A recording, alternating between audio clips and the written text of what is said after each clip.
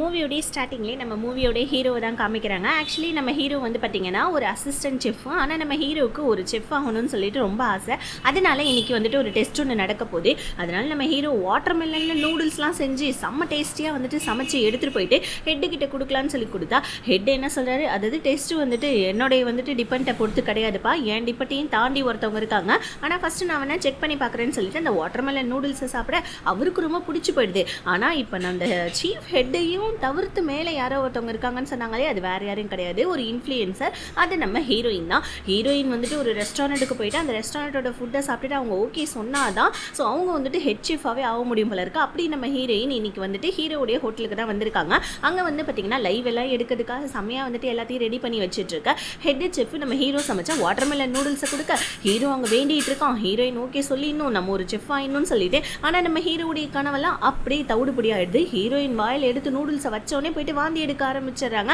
அவ்வளோதான். இப்போ கமெண்ட் செக்ஷன்ல எல்லாம் அந்த செஃப் வேஸ்ட், அவனை வேலையை விட்டு தூக்குங்கன்னு சொல்லிட்டு கழுவி ஊற்ற ஆரம்பிச்சிடுறாங்க நம்ம ஹீரோவை பற்றி. ஹீரோவுக்கு ரொம்ப கஷ்டமாக இருக்குது. அடுத்த நாள் நம்ம ஹீரோயினும் என்ன பண்ணாங்க, ஹீரோவுடைய நூடுல்ஸ் நல்லா இருக்குது நல்லா இல்லைன்னு கூட எதுவுமே இன்டர்வியூவில் சொல்லவே இல்லை. அதனால நம்ம ஹீரோவுக்கு வேலை போயிடுது. இப்போ ஹீரோ அந்த கமெண்ட்ஸ்லாம் படித்து பார்க்குறான். அவனுக்கு ரொம்ப கஷ்டமாக இருக்குது, நம்ம நல்லா தானடா செஞ்சோம், ஏன்டா இந்த பொண்ணு வந்துட்டு இந்த மாதிரி போயிட்டு வாந்தி அடிச்சிருச்சுன்னு சொல்லிட்டு ஹீரோவுக்கு ரொம்ப கஷ்டமாக இருக்குது. பத்தாவதுக்கு வேலை வேற போயிடுச்சா, ஹீரோவுக்கு எங்கேயுமே வேலை தரவே மாட்டேன்ட்டாங்க யாருமே. ஏன்னா அந்த அளவுக்கு நம்ம ஹீரோயின் ஒரு பெரிய ஃபுட் இன்ஃப்ளூயன்சர். இப்போ ஹீரோ வந்துட்டு ஏகப்பட்ட இடத்துல ஏறி இறங்குறான். ஆனால் எல்லாருமே நம்ம ஹீரோ வந்து பார்த்திங்கன்னா வேலையை விட்டு ரிஜெக்ட் பண்ணிடுறாங்க.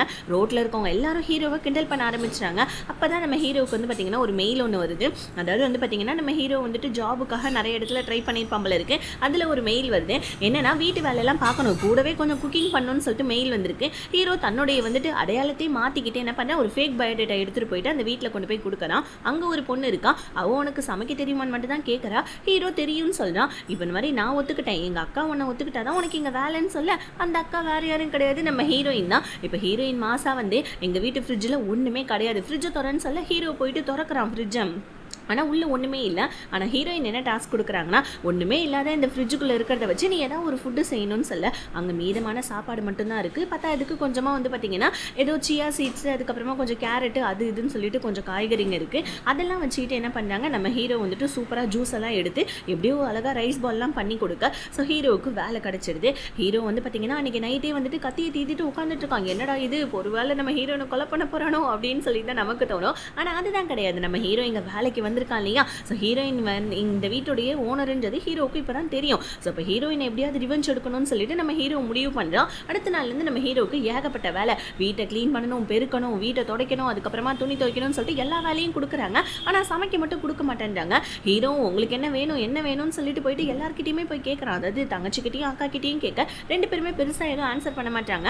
அதனால நம்ம ஹீரோ கடுப்பாக என்ன பண்ணால் ஒரு அக்ரிமெண்ட் மாதிரி ஒன்று ரெடி பண்ணி எடுத்துகிட்டு போயிட்டு அவங்க அக்கா கிட்ட, அதாவது நம்ம ஹீரோயின் கிட்ட கொண்டு போய் கொடுக்குறான். அதில் இருக்கிற வந்துட்டு அக்ரிமெண்ட்லாம் படித்து பார்த்துட்டு ஹீரோயின் சைன் போட ஹீரோவும் சைன் போடுறான். ஆனால் தெரியாதனமா நம்ம ஹீரோனோட ஒரிஜினல் பேரை சைனாக போட்டுறான். இதை நம்ம ஹீரோயின் பார்த்துட்டு, அந்த செஃப் நீ தானே அந்த வாட்டர்மெலன் நூடுல்ஸை செஞ்சவன், எனக்கு நல்லா தெரியும் அந்த செஃப் நீ தான் அப்படின்னு சொல்லிட்டு, ஆக்சுவலி என்ன அப்படின்னா நீ இந்த மாதிரி வந்துட்டு பொய்யா வந்துட்டு வந்திருக்க, சரி ஓகே உனக்கு எங்கேயும் வேலை கிடைக்கல, நானே உன்னை வேலைக்கு வச்சுக்கிறேன், ஒன்றும் பிரச்சனை கிடையாதுன்னு சொல்லிட்டு ஹீரோயின் வந்துட்டு ஹீரோ வேலைக்கு வச்சுக்க. ஆனால் செகண்ட் ஃப்ளோரில் மட்டும் நீ வரக்கூடாதுன்னு சொல்ல ஹீரோ ஓகே சொல்லிடுறான். ஆனால் நம்ம ஹீரோ என்ன சொல்றான், சப்போஸ் நீ சாப்பிட்ற சாப்பாட்டை நீ எனக்காக சமைச்சு கொடுன்னு நீ சொல்கிற அப்படின்னா அதை சாப்பிட்டுட்டு நீ கண்டிப்பாக என்னோட பேரை நீ வந்துட்டு உன்னோட லைவ்ல சொல்லணும்னு சொல்ல ஹீரோயினும் ஓகேன்னு சொல்லிட்டாங்க.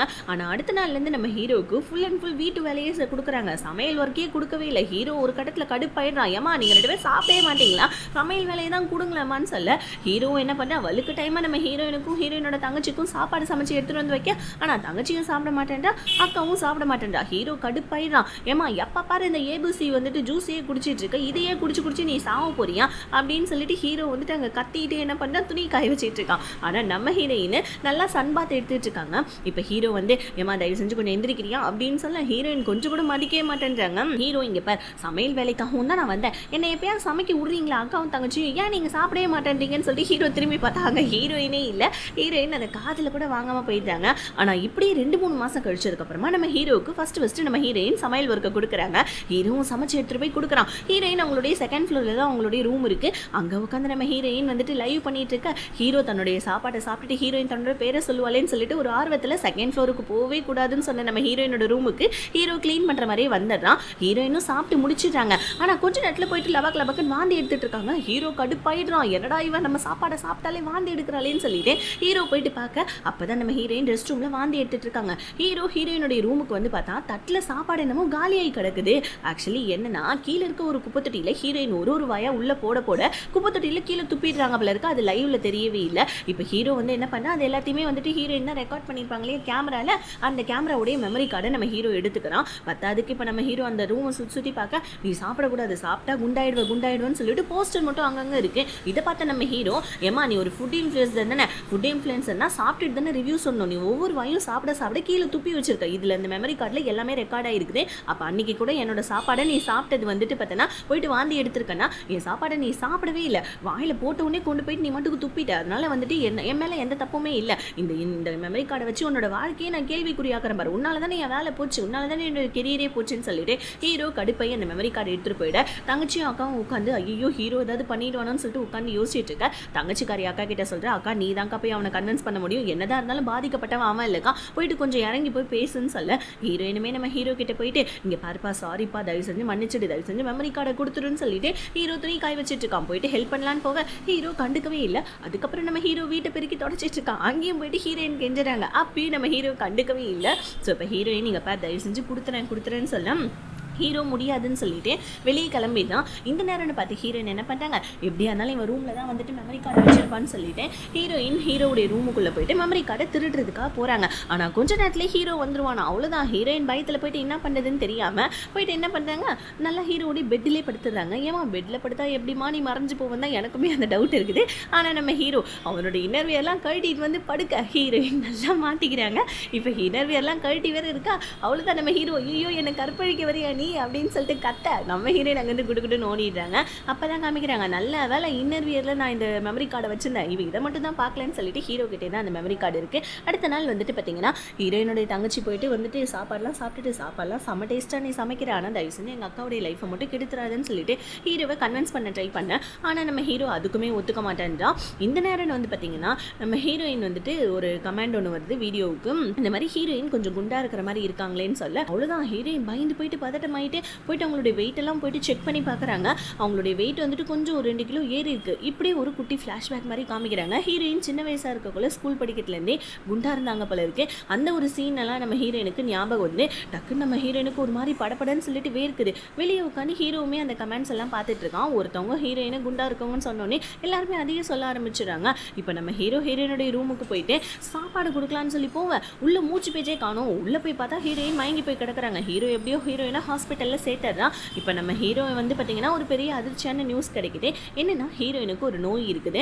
ஹீரோயின் வந்து பார்த்தீங்கன்னா கிட்டத்தட்ட வந்துட்டு 2-3 வருஷமா உள்ள வந்து பார்த்தீங்கன்னா சாப்பாடே எடுத்துக்கல. ஃபுல் அண்ட் ஃபுல்லாக அவங்க வயிற்றுக்குள்ளே இருக்கிறதெல்லாம் அந்த ஏபிசி ஜூஸ் மட்டும்தான். இதை நம்ம ஹீரோவுக்கு வந்துட்டு தெரிஞ்சோடனே ஹீரோவுக்கு பக்குன்னு ஆகுது. ஆக்சுவலி ஹீரோயினுக்கு இந்த ஃபுட்டுனாவே வந்து பார்த்தீங்கன்னா பயம் போல இருக்குது. ஆக்சுவலி இது வந்துட்டு ஒரு நோய் கிடையாது, ஒரு பயம். ஹீரோயினுக்கு சாப்பாடுனாலே பயம். ஏன்னா சாப்பாடு சாப்பிட்டா குண்டாயிட்டோம்னா நம்ம ஃபுட் இன்ஃப்ளூயன்சர்ன்றதே அசிங்கம் இல்லையா அப்படின்னு சொல்லிட்டு ஹீரோயின் பயந்தே சாப்பிடாமலே விட்டுட்டாங்க போல இருக்கு.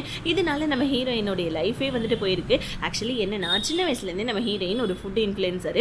இந்த மாதிரி வந்துட்டு பார்த்தீங்கன்னா ஃபுட்டெல்லாம் சாப்பிடணும்னு நினைப்பாங்க, ஆனால் அவங்களால சாப்பிட முடியாது. அதுக்கு காரணம் பயம், குண்டாயிடுவோமோன்ட்டு.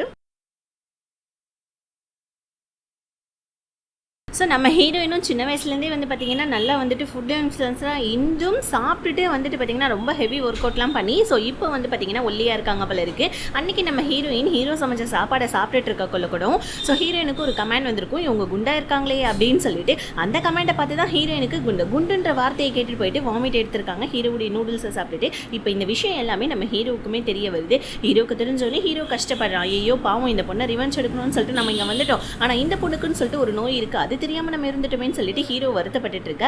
அடுத்த நாள் காலையில் ஹீரோயின் ஆல்ரெடி ஒரு கான்ட்ராக்ட் போட்டு வச்சிருப்பாங்க. அதாவது வந்துட்டு ஒரு ப்ரோக்ராமுக்காக வந்து பார்த்தீங்கன்னா சமைச்சு அவங்க வந்து பார்த்தீங்கன்னா வந்துட்டு ஹோஸ்ட் மாதிரி இருந்து அதுக்கப்புறமா அந்த சாப்பாடை சாப்பிட்டுட்டு நான் ரிவ்யூ கொடுக்குறேன்னு சொல்லிட்டேன். அதை நம்ம ஹீரோயின் மறந்தே போயிட்டாங்க.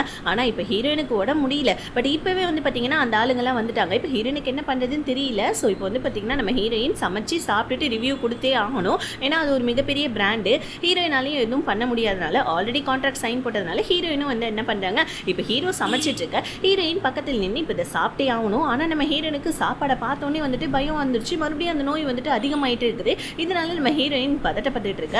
ஆனால் இது பக்கத்துலேருந்து பார்த்தா நம்ம ஹீரோ டக்குன்னு ஒரு நிமிஷம் சாப்பிடாதீங்க நில்லுங்கன்னு சொல்லிட்டு அங்கே இருக்கிற டேரக்டர்கிட்டையும் ஹோஸ்ட்டுக்கிட்டையும் என்ன சொல்கிறாங்க, இந்த மாதிரி வந்துட்டு பேசாமல் ஹீரோயின் சமைக்கிட்டுமே, நான் வந்துட்டு அதை டேஸ்ட் பண்ணி பார்க்குறேனே, இது வரைக்கும் ஃபுட்லி இன்ஃப்ளூயன்சர் வந்துட்டு சமைச்சதே கிடையாது இல்லையா இவங்க, அதனால் வந்துட்டு இது இப்போ நீங்கள் இவங்க சமைக்கட்டும், நான் சாப்பிட்டு பார்த்துட்டு டேஸ்ட் சொல்கிறேன்னு சொல்ல அங்கே இருக்கவங்களும் இது நல்லா இருக்கேன்னு சொல்ல ஹீரோவுமே நின்று என்ன பண்ண ஹோஸ்ட் பண்ணிட்டு இருக்கான். நம்ம ஹீரோயின் நின்று சமைச்சிட்டு இருக்காங்க.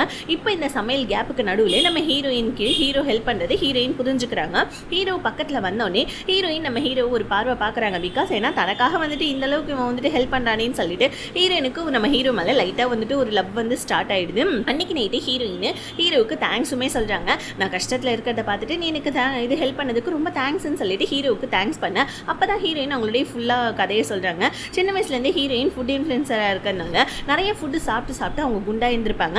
இதனால ஒரு நாள் வந்து பார்த்தீங்கன்னா நல்லா வந்துட்டு ரெக்கார்ட் பண்ணிட்டு இருக்கக்குள்ள அங்கே இருக்கவங்க எல்லாருமே, அதாவது செட்டில் இருக்கவங்க எல்லாருமே நல்லா திண்டு குண்டாயிட்டு அப்படி இப்படின்னு சொன்னதுனால ஹீரோயினுக்கு மயக்க வந்து அந்த ஒரு பயம்ன்ற அந்த நோய் வந்துட்டு ஆரம்பிச்சிருச்சு. அதனால நம்ம ஹீரோயின் சின்ன வயசுலேருந்தே வந்துட்டு சாப்பாடை பார்த்தாலே அவங்களுக்கு பயம். எப்பயுமே நம்ம ஹீரோயின் வந்து பார்த்தீங்கன்னா ஜூஸ் மட்டும் தான் குடிப்பாங்க போல இருக்கு. ஸோ இதெல்லாம் நம்ம ஹீரோயின் அழுதுகிட்டே ஹீரோ கிட்ட சொல்ல ஹீரோ டக்குன்னு என்ன பண்ணா அவன் கையில் இருக்க அந்த வந்துட்டு மெமரி கார்டு எடுத்து ஹீரோயின் கிட்ட கொடுத்து, நான் உன்னை தப்பாக புரிஞ்சுக்கிட்டேன், தயவு செஞ்சு நீ என்னை மன்னிச்சுடு அப்படின்னு சொல்லிட்டு ஹீரோயின் கையில் அந்த மெமரி கார்டை கொடுத்துட்றான். ஹீரோயினுக்கு வந்து பார்த்தீங்கன்னா அந்த நோயிலேருந்து வெளியே வரணும், ஆனால் அது எப்படி வரணுன்றது தெரியல.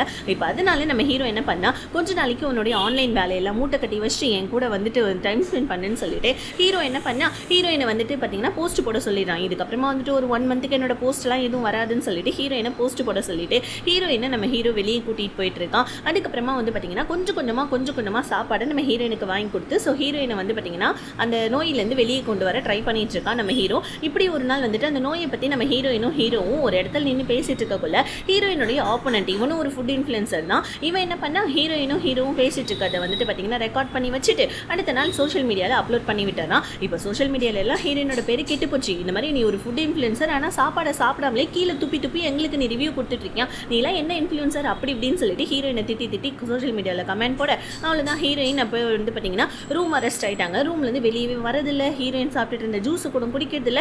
அப்போ தான் நம்ம ஹீரோயினுக்கு அட்வைஸ் பண்ணால், மற்றவங்களாம் சொல்கிறத நீ காதில் வாங்கினா எப்பயுமே உன்னோட லைஃப்பில் நீ பின்னாடி தங்கி தான் இருப்ப. ஸோ மற்றவங்க சொல்கிறதெல்லாம் நீ காதில் வாங்காத. உனக்கு வந்துட்டு ஹேட்டாக அதாவது நெகட்டிவாக கமெண்ட் பண்ணுறவங்க இருந்தாலும் பாசிட்டிவாக 1-2 பேர் பேசுகிறாங்க பார்த்தீங்க, அவங்களுக்காக நீ உன்னுடைய லைஃப்பை ட்ராவல் பண்ணு, அதுதான் உன்னுடைய லைஃப்க்கு நல்லதுன்னு சொல்ல அடுத்த நாள் ஹீரோயினை காணும். ஹீரோ பதட்டமாய் நம்ம ஹீரோயினுக்கு கால் பண்ண ஹீரோயின் ஃபோனை எடுக்க மாட்டேன்னாங்க. ஹீரோ ஒரு பக்கம், ஹீரோயினோட தங்கச்சி ஒரு பக்கம்னு சொல்லிட்டு ஹீரோயினை தேட அப்போ தான் நம்ம ஹீரோயினோட அக்கௌண்ட்லேருந்து ஒரு வீடியோ ஒன்று ரிலீஸ் ஆகுது. அந்த வீடியோவில் நம்ம ஹீரோயின் வந்து பார்த்தீங்கன்னா ஃபஸ்ட் டைமாக ஃபுட்டை சாப்பிட்றாங்க. இதுக்கு காரணம் நம்ம ஹீரோ தான். ஏன்னா இத்தனை நாள் நம்ம ஹீரோ வந்து பார்த்தீங்கன்னா ஹீரோயினுக்கு கொஞ்சமாக சாப்பாடை கொடுத்து பழகிட்டான். இப்போ நம்ம ஹீரோயின் வந்துட்டு நல்லா சாப்பிடவும் ஆரம்பிச்சிட்டாங்க. ஆனால் இதுக்கு முன்னாடி ஃபேக்காக ரிவ்யூ கொடுத்தாங்க. அதாவது வந்துட்டு ஃபேக்குன்னு கிடையாது, ஹீரோயின் அந்த பயத்தினால தன்னோட குண்டாயிடுமோ அந்த பயத்தினால வந்து பார்த்தீங்கன்னா சாப்பாடு சாப்பிட்ற மாதிரியே வந்துட்டு ரிவ்யூ கொடுத்துருப்பாங்க இல்லையா, அதுக்காக எல்லாருக்கிட்டையும் சாரி சொல்லிட்டு எல்லாருக்கிட்டேருந்தும் நான் ரிட்டையர்மெண்ட் வாங்கிக்கிறேன். ஆனால் அன்றைக்கி உண்மையாகவே வந்துட்டு ஹீரோ சமைச்ச சாப்பாடு ரொம்ப நல்லா இருந்துச்சு, என் பேக் சைடில் இருக்கவங்க நான் குண்டா இருக்கவங்கன்னு சொல்லிட்டாங்களே, அந்த கமெண்ட் கொடுத்துட்டாங்களேன்றதுனால தான் நான் போயிட்டு வாந்தி எடுக்கிறதுக்காக போயிட்டேன். அதனால் வந்துட்டு தயவு செஞ்சு நீங்கள் எல்லாருமே என்னை மன்னிச்சிடுங்கன்னு சொல்லிட்டு ஹீரோக்கிட்டையும் ஒரு தேங்க்ஸ்ன்னு சொல்லிட்டு ஹீரோ சமைச்ச சாப்பாடுமே நல்லா இருக்குன்னு சொல்ல அவ்வளோதான். இப்போ நம்ம ஹீரோயின் வந்து பார்த்தீங்கன்னா அந்த ஃபுட் இன்ஃப்ளூயன்ஸ்லேருந்து வெளியே வந்துட்டாங்க. ஹீரோயினோட தங்கச்சி இவங்க 3 பேருமே சேர்ந்து ஒரு சூப்பரான லைஃப்பை வந்துட்டு ஹீரோயினோட வீட்டிலே வாழ ஆரம்பிக்கிறாங்க. இதில் நடுவில் பத்தாதுக்கு நம்ம ஹீரோ வேற அவன் தான் வந்து பார்த்தீங்கன்னா ஃபுல் டைம் செஃப்பாகவே மாறிடான். ஹீரோயினுக்கு ஏகப்பட்ட டிஷ்ஷஸ்லாம் சமைச்சு கொடுக்க கூடவே இவங்களுடைய குட்டி ரொமான்ஸையும் காமிக்கிறாங்க. ஹீரோயின் சுத்தமாகவே இப்போ அந்த நோயிலேருந்து வெளியே வந்துட்டாங்க. அதாவது நம்மளுடைய உருவ தோற்றம் எப்படி இருந்தாலும் நம்மளை லவ் பண்ணணும்னு நினைக்கிறவங்க நம்மளை லவ் பண்ணிகிட்டே தான் இருப்பாங்க. நம்ம கூட இருக்கிறவங்க நம்ம உருவம் எப்படி இருந்தாலும் சரி, குண்டா இருந்தாலும் சரி, ஒல்லியாக இருந்தாலும் சரி, நம்மளை அவங்க லவ் பண்ணணும்னு நினைச்சாங்கன்னா பண்ணுவாங்க தான். ஸோ அதுக்கப்புறமா அவங்களுடைய கண்ணுக்கு நம்ம அசிங்கமாக தெரிஞ்சோன்னா அது நம்ம மேலே தப்பு கிடையாது, அவங்களுடைய தப்பு தான். அதனால் எப்பயுமே நம்மளுடைய வாழ்க்கையில் இருக்க நெகட்டிவ் மட்டும் பார்க்கக்கூடாது, 1-2 இருக்க பாசிட்டிவ் நம்மளுடைய லைஃப்பில் நம்ம பார்க்கணும்னு சொல்லிட்டு சூப்பராக இந்த ஒரு மினி மூவியை முடிச்சிருக்காங்க. இந்த மூவி உங்களுக்கு பிடிச்சிருந்துச்சுன்னா மறக்காம வீடியோக்கு லைக் பண்ணிட்டு சேனலை சேர்த்து சப்ஸ்கிரைப் பண்ணிக்கோங்க. Tata bye, see you.